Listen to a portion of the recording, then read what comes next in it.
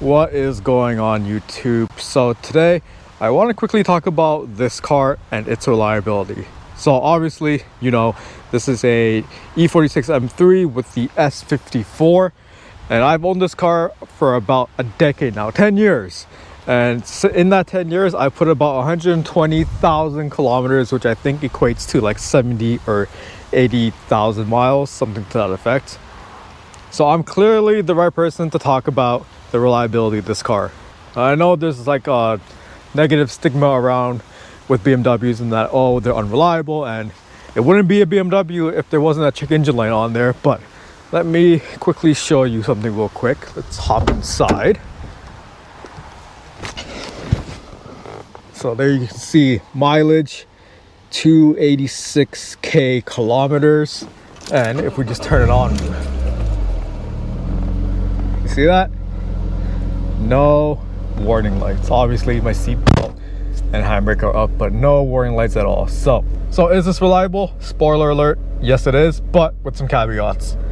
So it's freezing outside, so let's go for a drive and talk about what those caveats are and why I think that the E46 M3 S54 is a reliable car. Let's go. So when we're talking about the reliability of the E46 M3, obviously the first thing you should probably talk about is the S54 engine. Now the S54, for those who don't know, it's 3.2 liter straight six, 333 horsepower, stock, about 2 something foot-pounds of torque. I don't know what it is. It's not a lot by today's standards, but it's motorsport derived, ITB, 6 individual throttle bodies, amazing throttle response, and an amazing sound.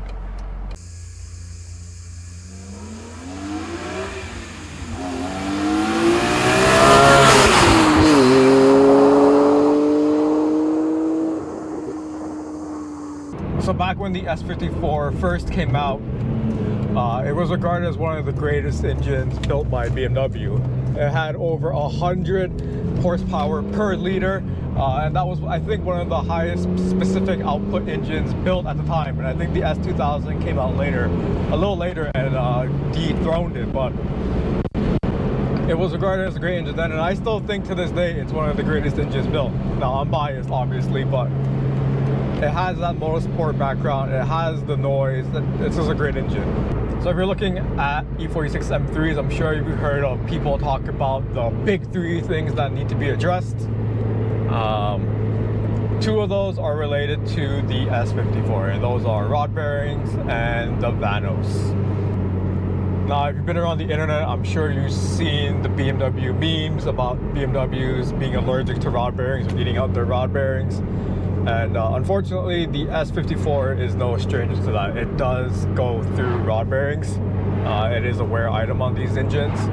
Now, it may not be as bad as, say, the S65 or the S85, but it is something to keep in mind if you want a E46 M3, that at some point in its life, the rod bearings are going to need to be replaced. Now, you may see some people on the forums or from word of mouth tell you that the later model years don't need to have the rod bearings changed and that BMW engineers fixed it and it's not an issue, but that's a load of bullshit. Every S54, from what I've seen, needs its rod bearings replaced at some point in its life. My particular car, it is high mileage, obviously, so I've had to do the rod bearings not once, but twice. Once under recall very early in its life, and I did it again I want to say like 2-3 years ago.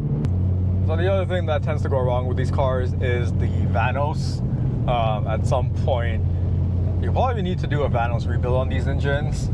So the vanos, internally the seals can break a little bit. The cam sprockets either can come loose, or they're broken, or just a variety of other things that can leave your car misfiring and not pulling as it should.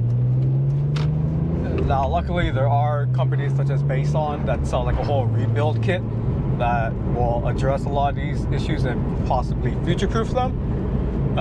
So there are solutions out there. You just have to know about them going into S54 ownership. But once you've addressed those items, the S54 is pretty damn reliable, and you can enjoy all 8,000 RPM of its glory.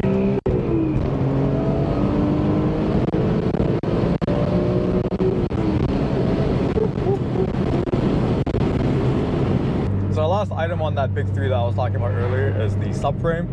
So these chassis are prone to having the subframe mounting points crack. And again, I feel like every E46 M3 needs to have the subframe reinforced. You can have people online telling you that they inspected the subframe and that there's no cracks, but that's a load of horse shit. You typically need to drop the entire rear subframe to check its mounting points to see if it actually is cracked. Like, you can't do a visual inspection to give you the whole picture of what's going on under there. Another false rumor that people will try to spread out there that is, again, later model years have this issue addressed and fixed from BMW. That's a lie as well.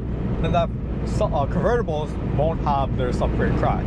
I've seen pictures of subframes in convertibles that are completely cracked and need welding, so it's not necessarily all that true. And so again, I feel like every E46 M3, no matter how it's been driven, will need its subframe reinforced at some point.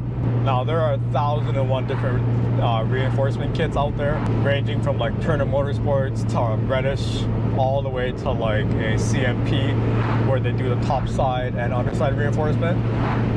So once you've addressed the big three items, I honestly think that the rest of the maintenance that you need to do to an E46 M3 and the S54 is pretty common compared to like any other normal car. I mean, these cars are approaching up in there in age, right? Like this car in particular is like almost 20 years, oh, it's over 20, it's 21 years old at this point. So stuff is gonna wear out. It's just natural. Like if I had to replace like the thermostat, the water pump, alternator, belts, pulleys, but that's all stuff I would have to do to any other car that's around 20 years old. That's not like M3 specific.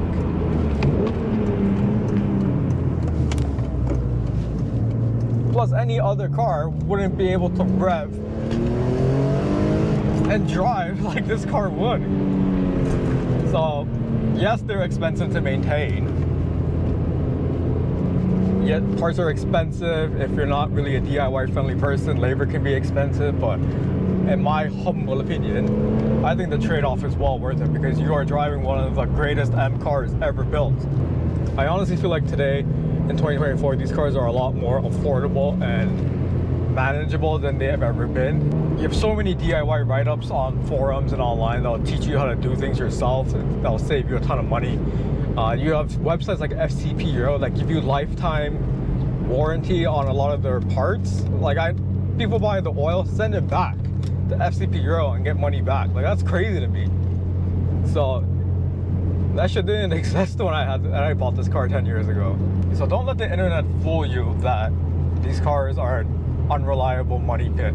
They can be if you bought a clapper, but if you bought a well-maintained example and keep up with the maintenance, I've seen so many examples of M3s out there that have over 200,000 plus miles on them and they're running fantastic. And I've seen some in like the stratosphere miles. I've seen an example with over 700,000 kilometers on it.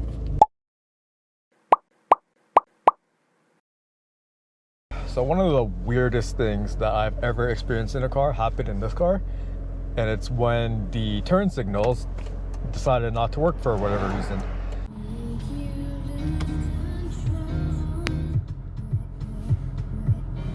So I was able to diagnose that this light control module didn't work. I think water got in there somehow, but bought a used one for a regular E46, got it programmed, and it was like $50 or something. And here we go. Now I no longer identify as a regular BMW owner because I use my turn signals. So thanks for watching, guys. I appreciate you tuning in and listening to my thoughts on whether or not E46 M3 is reliable. In conclusion, it is if you keep up with the maintenance, and yes, the maintenance is expensive, but I think it's totally worth it for driving an absolute legend of a car. I'm curious to know though, if you do own an E46 M3, leave a comment down below. Let me know what your experience has been like in terms of reliability and all that jazz. I'm curious to see if everyone else has the same opinion as me. But yeah, thanks for watching, guys. I'll catch you guys next time. Peace out.